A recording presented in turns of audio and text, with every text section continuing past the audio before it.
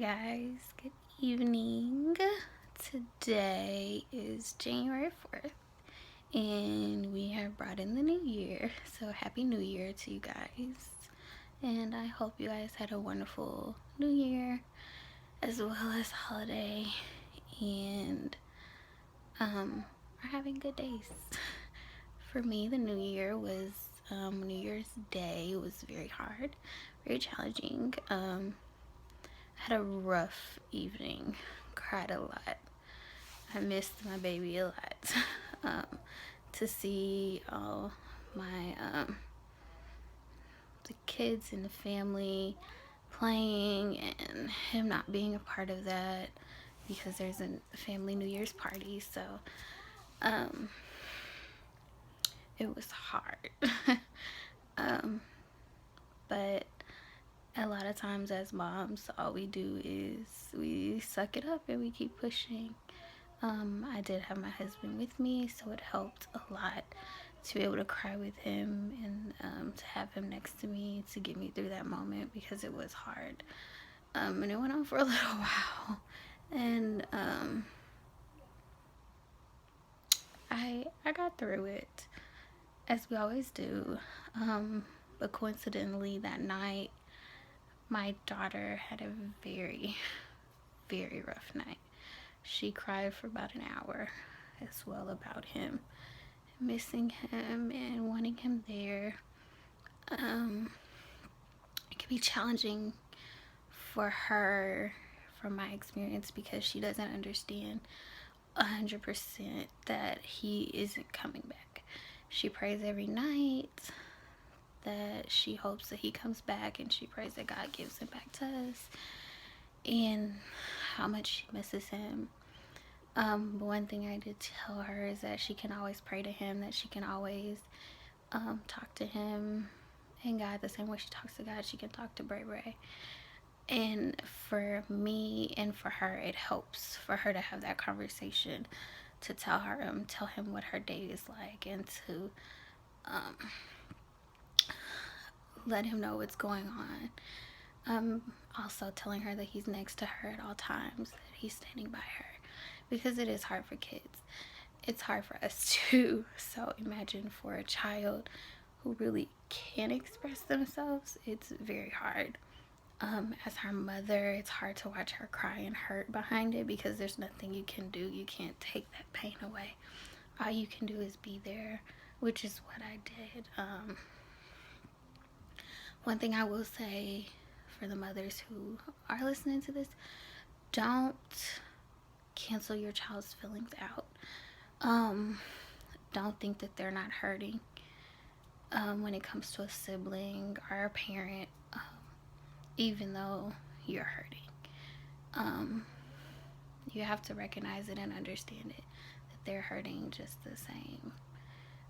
Not as bad by far, but it's harder for them because they can't express it.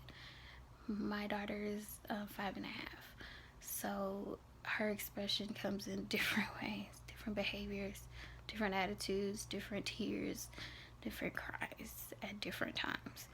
And for me, it can be hard, but it's putting on that brave face and letting her know it's okay to cry, letting her know it's okay to express herself.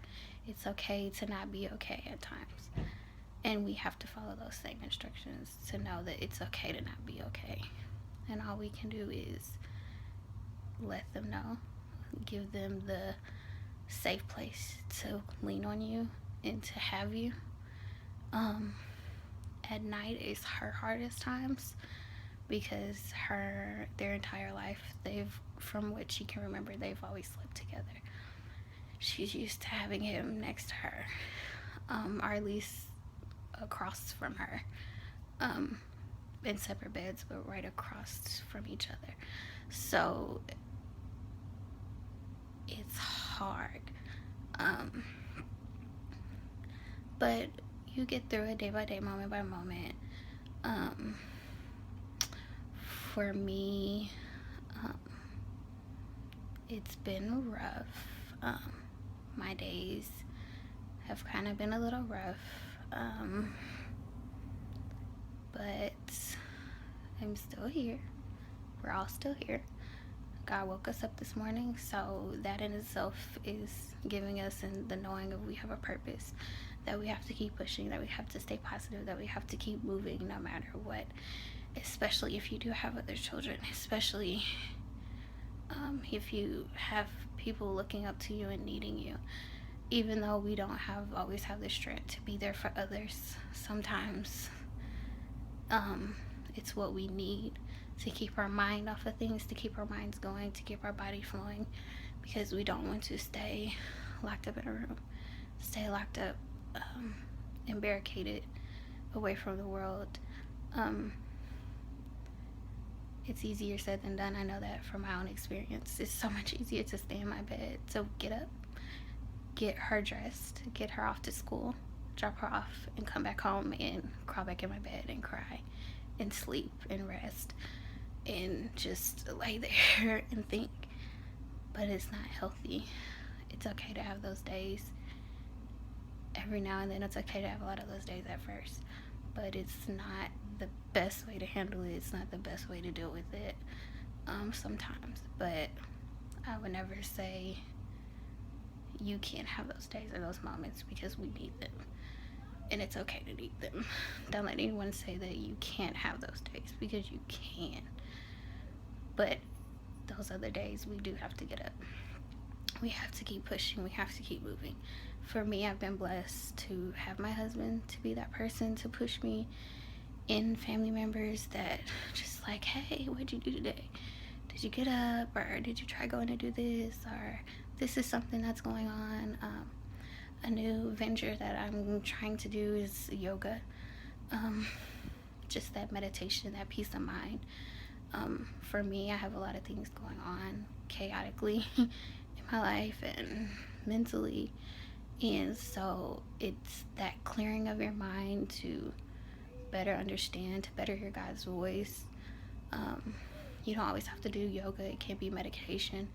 It could be sitting down listening to music, just taking that 20 minutes away from the world to yourself, which is something that I really encourage, especially after losing a child. Just having that time to pray, having that time to think and reflect on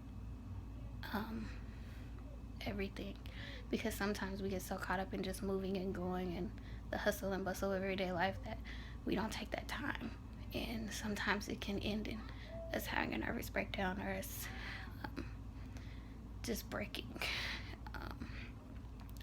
Sometimes it's okay to have that breakdown. Sometimes it's okay to scream. It's okay to have your moment. But if you can have that quiet time to avoid having that moment, that's even better. So I would suggest, it's something that I'm gonna start trying to do, of taking 20 minutes of turning your phones off, of turning everything off in the world, and having a peace of mind, quiet time of literally just sitting there in quietness. Possibly music, whatever calms your soul, whatever calms your mind, and just praying, and maybe reading the Bible, or maybe hearing a sermon.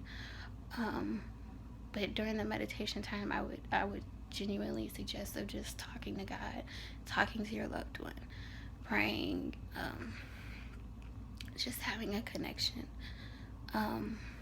with that, and just keep pushing. That's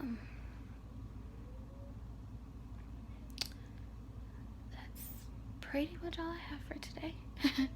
I hope you have a wonderful rest of your evening and a wonderful rest of your week. As I've said, feel free to comment to blog and let me know if you have any things that you want to talk about with grief, or that you feel that needs to be addressed or said. Because I would love to hear it. I love hearing people's opinions and stories and different things that they've tried to help them through their rough times, because this is new for me. And so I'm open to advice in different things. But no, God loves you. Your babies love you. Keep your smile and keep pushing. Have a great night.